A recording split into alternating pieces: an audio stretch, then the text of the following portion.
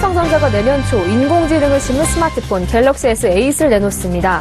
갤럭시 노트 7 단종 사태로 최악의 위기를 맞은 삼성전자가 차기 스마트폰으로 위기를 극복할 수 있을지 주목됩니다. 무성했던 금융권 낙하산 인사 풍문이 최순실 국정농단 사태 이후 급격히 수그러들고 있습니다. 금융권에서는 그간 거론된 낙하산 인사를 밀어내고 내부 승진이 이뤄질 것이란 기대가 커지고 있습니다. 수익형 부동산에 대한 투자자들의 관심이 어느 때보다 높습니다. 수익형 부동산에 투자할 때는 현란한 광고 문구에 현혹되기보다 시행사나 운영사가 탄탄한지 수익 보장은 해주는지 등을 꼼꼼히 따져보라고 전문가들은 조언합니다. 최순실 게이트의 미국 대선까지 정치적 불확실성이 한국 경제에 악영향을 주고 있습니다. 우리 경제의 체력이 떨어질 대로 떨어진 상황에서 정치적 불확실성까지 겹치며 거시경제 전반이 위기에 봉착했습니다. 자세한 내용은 잠시 후 투데이 포커스에서 알아봅니다.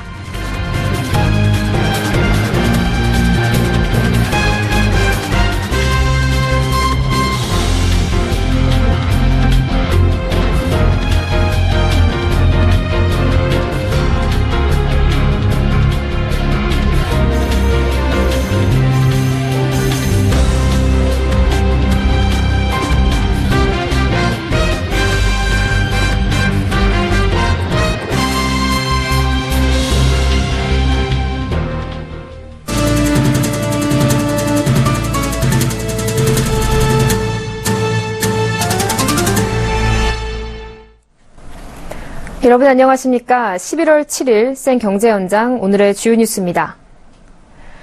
갤럭시 노트 7 단종 사태로 최악의 위기에 직면한 삼성전자가 내년 초 인공지능 스마트폰을 내놓습니다.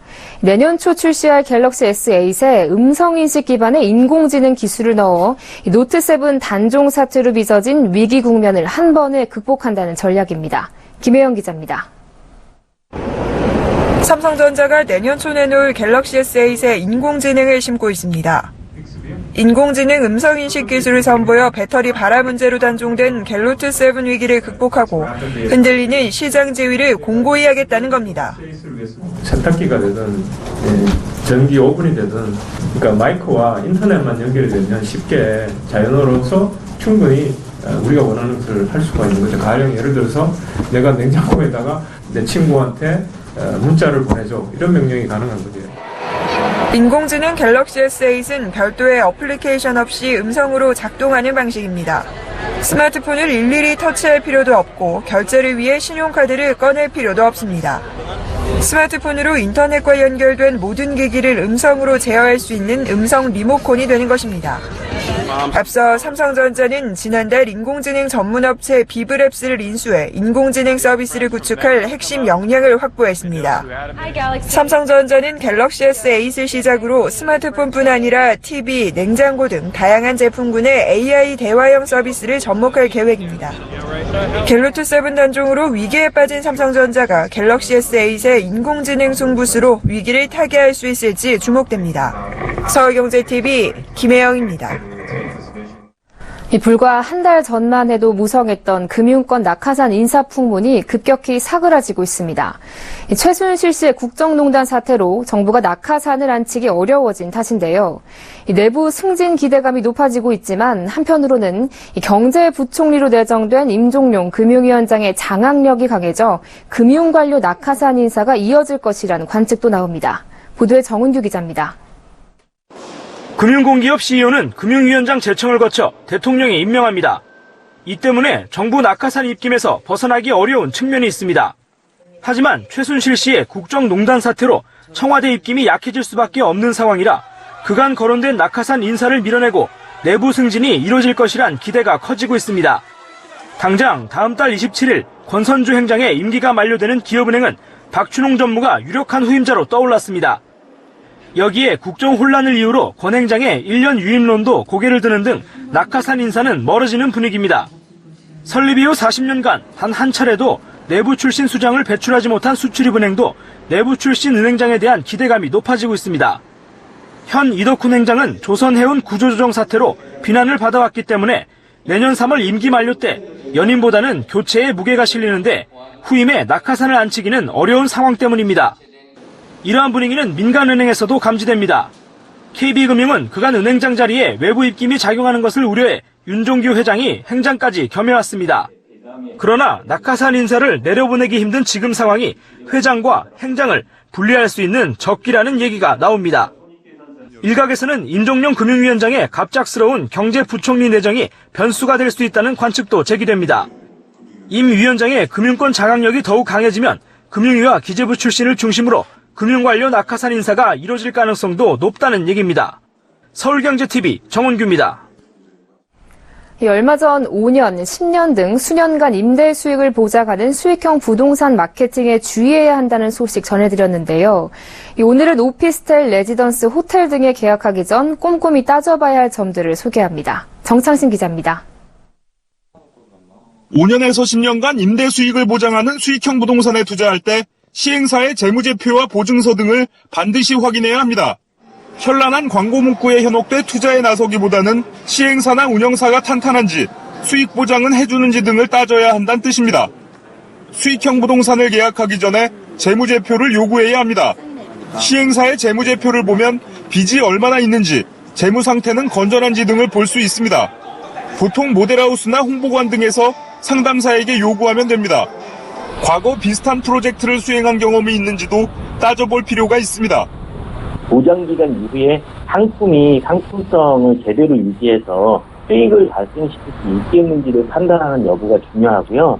과거 실적이라든가 또는 현재 운영되고 있는 회사의 재무제표라든가 이런 부분들을 파악하는 것이 임대 수익을 주택도시 보증공사 등의 금융기관에서 보증을 서고 있는지도 중요합니다. 최장 10년간 임대 수익을 보장하는 투자 상품이라면 10년짜리 보증서를 눈으로 확인하는 것이 확실한 방법입니다. 수익형 상품이 들어서는 지역에 인구 유입이 꾸준한지 보는 것도 좋은 방법입니다. 인구 증가를 수치로 확인하고 싶다면 각 지자체 홈페이지의 인구 통계 항목에서 확인할 수 있습니다. 투자 상품 주변에 경쟁 상품이 있는지 체크해 볼 필요도 있습니다. 가령 오피스텔 투자의 경우 주변에 도시형 생활주택과 원투룸이 있는 상가주택 등이 많이 있는지 눈으로 확인해야 한다는 얘기입니다. 서울경제TV 정창신입니다. LG화학이 고부가 합성 수지, 즉 ABS 시장에서 치열한 선점 경쟁을 벌이고 있습니다. LG화학은 중국 화남 공장에 15만 톤을 증설하며 세계 1위를 더욱 확고히 하겠다는 전략입니다. 박미라 기자가 보도합니다. LG화학이 2018년 말까지 1억 달러를 투자해 중국 화남 ABS 공장 15만 톤 증설에 나섭니다. 합성 수지 일종인 ABS는 내열성과 내충격성, 전기적 특성이 우수한 고기능성 플라스틱으로 IT 기기나 자동차 부품 등의 소재로 쓰입니다. LG화학은 2008년 중국의 국영 석유 천연가스 기업인 중국해양석유총공사와 합작회사를 설립해 현재 ABS 15만 톤의 생산 능력을 갖추고 있습니다. 이번 추가 증설로 화남 ABS 공장은 총 30만 톤의 생산 능력을 갖추게 됩니다. 이번 증설을 통해 LG화학은 화남 지역의 ABS를 적극 공략하고 선점해서 수익성을 높이는 한편 세계 1위 ABS 업체로 지배력을 더욱 강화하게 될 전망입니다. 2018년 화남 ABS 공장에서 30만 톤의 생산 능력을 확보하게 되면 LG화학은 국내외 총 200만 톤의 생산 능력을 갖추게 됩니다. 세계 시장 점유율은 현재 21%에서 26%까지 상승하는 등 세계 1위 지위를 더욱 확고히 할 전망입니다.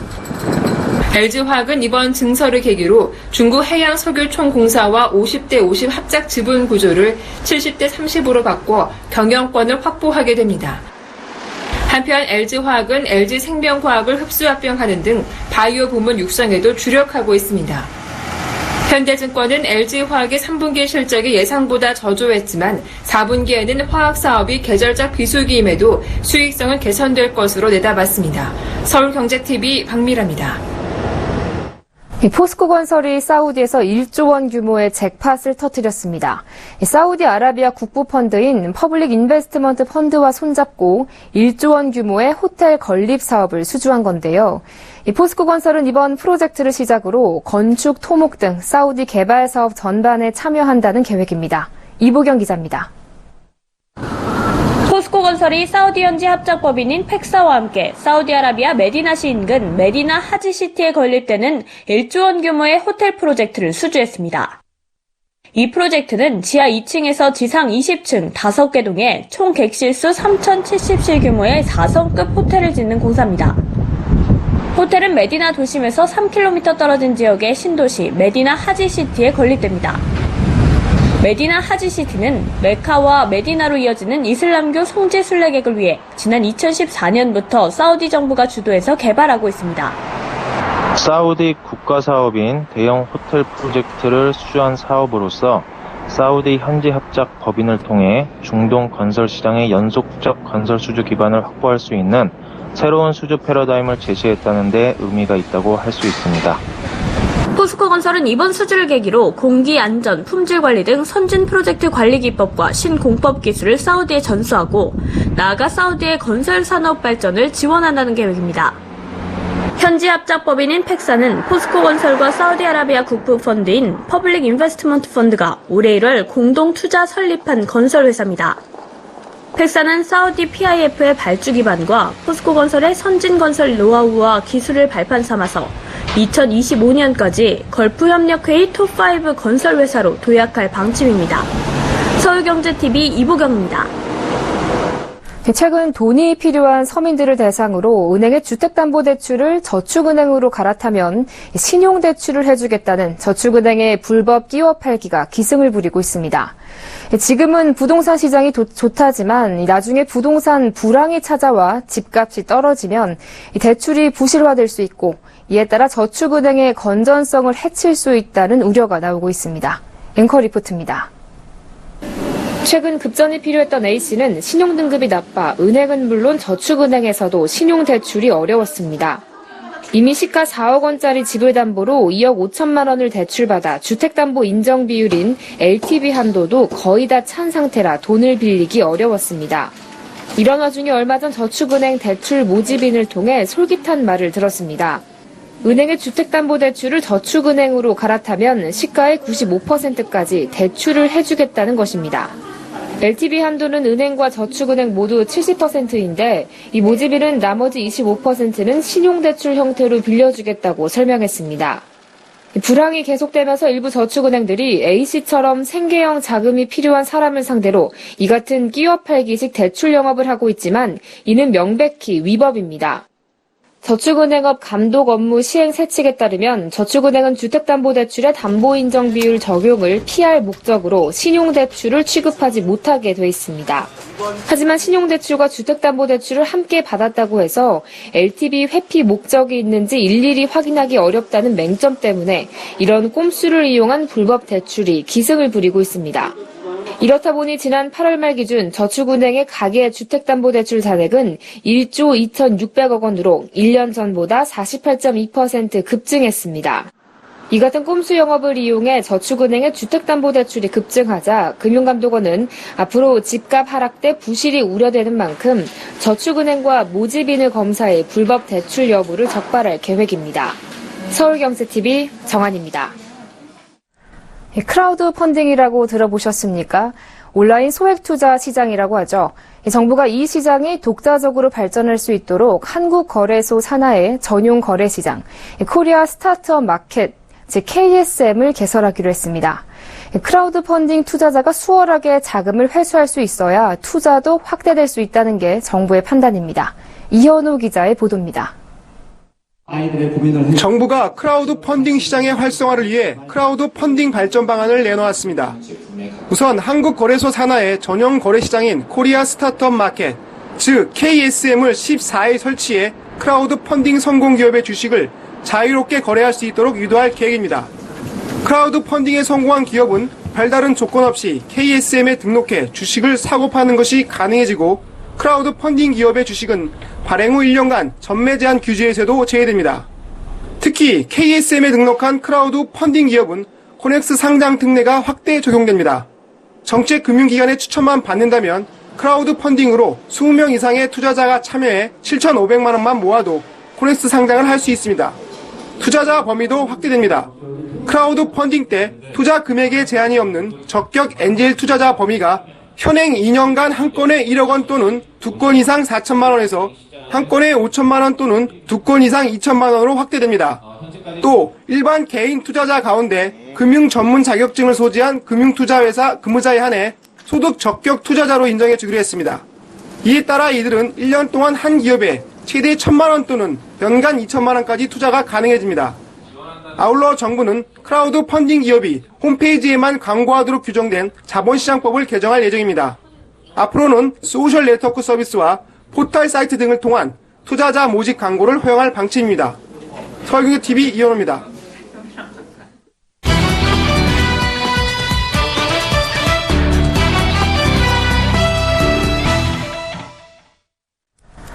네, 이 최순실 게이트의 미국 대선까지 겹치면서 정치 불확실성이 우리나라 거시경제 전반에 악영향을 주고 있습니다. 정치를 의미하는 영어 폴리틱스의 앞글자를 따 피해 공포라는 말까지 나오고 있는데요. 자세한 소식 서울경제신문 경제정책부 이태규 기자와 전화 연결해 알아보겠습니다. 안녕하십니까? 예, 안녕하세요. 네, 일단 이 국내만 보면 최순실 게이트로 국정이 마비되면서 경제도 부정적인 영향을 미치고 있는데요. 어떻습니까? 그렇습니다. 무엇보다 이 경제 정책을 총괄하는 경제부총리 자리가 애매해졌습니다. 최근 청와대는 유일호 부총리 후임으로 임종용 현 금융위원장을 내정했는데요. 청와대와 야당의 갈등이 갈수록 꼬여가면서 인선 절차에 진전이 없는 상태입니다. 유 부총리 입장에서는 이미 후임자가 발표된 마당에 주도적으로 경제팀을 이끌 수 없는 상황이고요. 그렇다고 임 내정자가 인사청문회 날짜도 잡히지 않았는데 전면에 나서서 경제팀을 지휘할 수도 없는 노릇입니다. 한마디로 제대로 된 경제 수장이 없는 상황인데요. 여기다가 김병준 총리 후보자까지 경제를 챙기겠다고 밝히면서 기획재정부 소속 공무원들은 도대체 누구한테 보고를 해야 되느냐 이렇게 혼란스러워하고 있는 실정입니다. 네, 그렇군요. 또 이제 내일이죠. 미국의 대통령 선거도 예정돼 있지 않습니까? 이렇게 되면 불확실성이 더 커질 것 같은데요. 맞습니다. 국내만 놓고 봐도 이 혼란이 극에 달해 있는데 미국 대선까지 치러집니다. 설상가상으로 힐러리 클린턴 민주당 후보가 무난히 당선될 것이라는 예측과 달리 도널드 트럼프 공화당 후보가 득세하면서 접전 양상으로 치닫고 있습니다. 여론조사 결과 일단 힐러리 후보가 오차 범위 내에서 앞서고 있긴 합니다만 트럼프 후보가 당선된다면 단기적으로 메가톤급 파장이 일 것으로 보입니다. 트럼프 후보는 한미 FTA 재협상, 주한미군 철수 등 급진적 발언을 해왔는데요. 실제 재협상이나 미군 철수까지 가지는 않더라도 한국 제품 수입 제재를 강화하면서 우리나라 수출에 추가 타격을 입힐 것으로 우려됩니다. 힐러리 후보 역시 정도의 차이는 있지만 보호 무역주의를 강화하는 색채를 드러내고 있어 역시 우리 수출에 부정적 영향을 줄 전망입니다. 네, 미국 대선이 내일 치러지고 결과는 우리 시간으로 내일 모레 그러니까 9일 오후쯤은 돼야 알 수 있는데요. 우리 증시에 미칠 영향은 어떻습니까?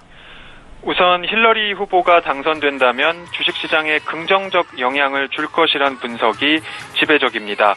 불확실성이 거치면서 미국 뉴욕 증시가 2에서 4%가량 오르고 국내 증시도 덩달아 상승할 것이란 분석입니다. 하지만 트럼프 후보가 당선되면 이야기가 달라집니다. 뉴욕 증시가 최대 13%나 빠지고 국내 증시도 단기적으로 급락할 것이란 전망이 대다수입니다. 현재 달러당 1,140원대인 환율이 1,180원까지 급등할 수 있다는 분석도 나옵니다. 다만 트럼프 후보가 선거 유세 과정에서 밝힌 이 급진적인 정책들을 실행에 옮기기는 쉽지 않아 증시가 곧 V자로 반등할 것이라는 진단도 나옵니다. 또 트럼프 후보는 재정 확대 정책을 펴고 저금리 기조도 유지할 것으로 보여 중장기적 시기에서 내년 코스피에는 긍정적 재료로 작용할 수 있다는 분석입니다. 네, 사실 이 경제 여건이 좋더라도 이런 불확실성은 우리 경제에 상당한 타격을 줄 텐데요. 우리 경제 체력이 떨어질 대로 떨어진 상황에서 이렇게 정치적인 불확실성까지 겹쳤습니다. 우리 증시에 미칠 영향은 어떻습니까? 그렇습니다. 이 전문가들 사이에서도 경제가 위기에 빠질 것이라는 우려가 커지고 있습니다. 우리 실물 경제를 대표하는 3대 축이 이 생산, 소비, 투자인데요. 9월 수치가 모두 전월 대비 뒷걸음질 쳤습니다. 이 세 지표가 일제히 감소한 것은 8개월 만입니다. 특히 그동안 경기를 지탱해온 게 바로 소비와 건설 부문인데요. 소비는 5년 7개월 만에 최대폭 감소했고 건설 시장의 선행 지표인 건설 수주는 36%나 급감했습니다.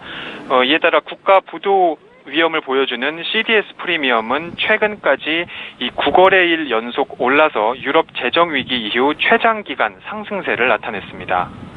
네, 생산, 소비, 투자가 모두 감소하는 암울한 상황인데요. 해결책은 없습니까? 우선 이 애매한 경제부총리부터 누가 할지 명확하게 정리해야 한다는 주장이 힘을 얻고 있습니다. 앞서 말씀드렸듯이 지금은 유일호 부총리도 임종용 내정자도 아니어서 이 자리 자체가 붕 떠있는 상황입니다. 여야가 정치와 경제를 분리해 임종용 내정자부터 부총리에 임명하고 정책을 펼 수 있게 이렇게 마당을 마련해줘야 한다는 지적입니다. 아니면 여야가 중지를 모은 제3자를 하루빨리 경제부총리에 앉혀 경제팀이 자리를 잡아야 한다는 목소리가 나옵니다. 그래야 당장 미국 대선 이후 급속하게 돌아가는 국제경제 판세에 우리도 동참할 수 있고 경기 하방 압력에도 대응할 수 있다는 지적입니다.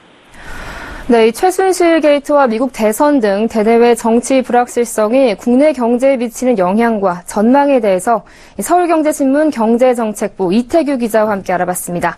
오늘 말씀 고맙습니다. 예, 고맙습니다.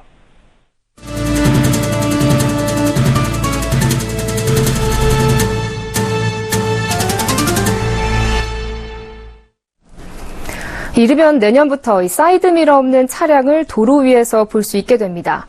국토교통부는 오늘 자동차 측면에 카메라 모니터 시스템을 설치한 경우 사이드미러를 달지 않아도 되도록 하는 내용의 자동차 및 자동차 부품의 성능과 기준에 관한 규칙 일부 개정안을 입법 예고했습니다. 카메라 모니터 시스템은 카메라와 모니터를 결합해 자동차의 앞면과 뒷면, 옆면을 보여주는 장치로 현재 상용화된 후방 카메라와 비슷한 기능을 합니다. 현재는 카메라 모니터 시스템을 보조 장치로만 활용 가능하지만 개정안 시행 이후에는 사이드 미러를 아예 대체할 수 있습니다. 사이드 미러를 카메라 모니터 시스템으로 대체하도록 하는 국제 기준은 이미 채택돼 올 6월부터 시행에 들어갔습니다. 법원과 금융당국이 기업 회생 절차인 법정관리와 채권단 공동관리를 뜻하는 워크아웃 제도의 장점을 결합한 새로운 기업 구조조정 제도를 추진하기로 했습니다. 일명 P플랜으로 불리는 이 한국형 프리패키지 제도는 법원이 강력하고 전면적인 채무 조정을 담당하고 신규 자금 지원은 금융권 주도의 자율협약 워크아웃이 맞는 연계작전인 셈입니다. 이번에 법원과 금융당국이 한국형 프리패키지 제도를 추진하기로 한 것은 법정 관리에 들어갔음에도 빚을 갚지 못하고 사상 초유의 물류 대란을 일으킨 한진해운 사태 때문입니다. 업계에서는 P플랜이 가동되면 전면 채무 재조정이 어렵다는 기존 워크아웃 제도의 한계와 자금 지원이 어렵다는 법정 관리의 단점을 극복해 제2의 한진해운 사태를 예방할 수 있을 것으로 기대하고 있습니다. 법원은 현재 P플랜과 더불어 법정관리 기업에 대한 신속한 공적 자금 투입과 효과적인 구조 조정을 위한 회생법원 도입도 추진하고 있습니다. 캐나다, 중국, 영국 등 올해 주요 국가의 주택가격 상승폭이 금융위기 이후 가장 높은 가운데 우리나라는 주요 국가들보다 집값 상승폭이 상대적으로 낮은 것으로 나타났습니다. 앞으로는 하이패스를 달지 않은 차량도 제정고속도로와 민자고속도로 통행료를 한 번에 계산할 수 있게 됩니다. 두산마켓 공모가가 지난 3일에서 4일 국내외 기관 투자자 수요 예측 결과 3만 원으로 확정됐습니다. 이에 따라 두산마켓은 내일부터 이틀간 일반 투자자를 대상으로 공모주 청약을 접수합니다. 세계 최고 권위의 식당 평가 안내서인 미슐랭 가이드 서울편의 첫 3스타 주인공으로 한식당인 신라호텔 라이언과 청담동의 가온이 선정됐습니다.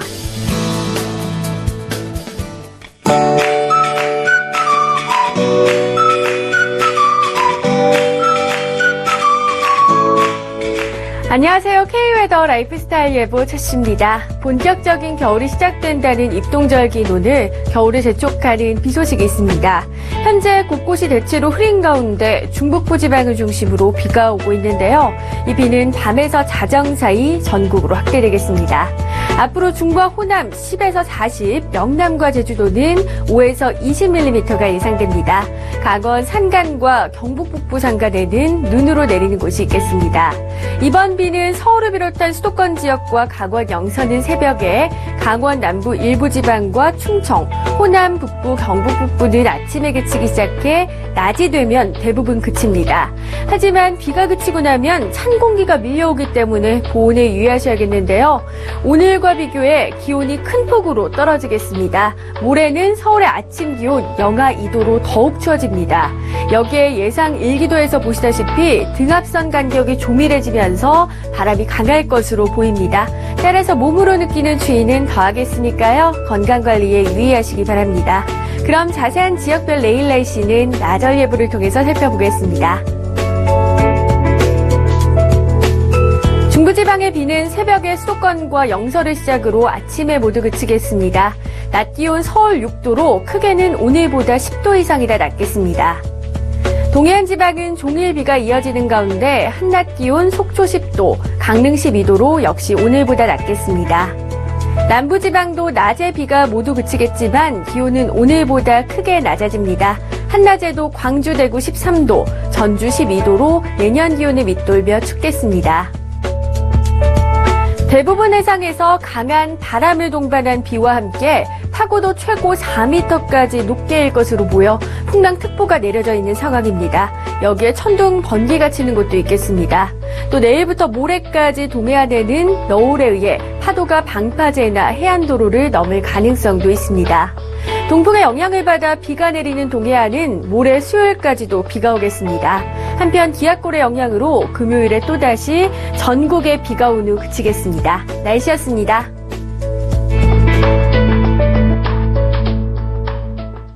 네, 센 경제 현장 오늘 준비한 소식 여기까지입니다. 시청해주신 여러분 고맙습니다.